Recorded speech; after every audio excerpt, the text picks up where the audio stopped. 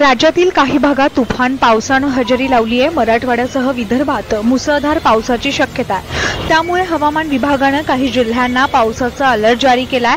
जोरदार पावसानं मराठवाड्यात पिकांचं नुकसान देखील झाल्याचं पाहायला मिळत आहे। उद्या राज्यात पावसाची काय परिस्थिती असेल याचा आढावा घेऊयात व्हिडिओच्या माध्यमातून।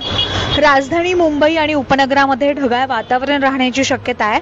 तसंच काही भागात हलक्या स्वरूपाचा पाऊसही पडण्याची शक्यता आहे। मुंबईसह पालघर, ठाणे, डोंबिवली या ठिकाणी दिवसभर ढगाळ वातावरण राहील अशी शक्यता वर्तवण्यात आली आहे। उद्या मुंबईत 30 अंश सेल्सिअस कमाल तर 21 अंश सेल्सिअस किमान एवढं तापमान असेल।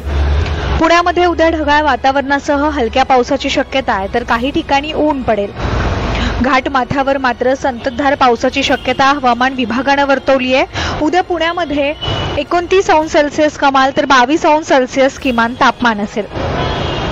विदर्भातील भंडारा, चंद्रपूर, गोंदिया, गडचिरोली, नागपूर, वर्धा, वाशिम, यवतमाळ या जिल्ह्यांमध्ये मध्यम ते मुसळधार पावसाची शक्यता आहे। त्यामुळे या भागाला पावसाचा येलो अलर्ट जारी करण्यात आलाय। यातील काही जिल्ह्यांमध्ये वादळी वारेही वाहण्याची शक्यता आहे। नागपूरमध्ये उद्या 30 अंश सेल्सिअस कमाल तर 22 अंश सेल्सिअस किमान तापमान असेल।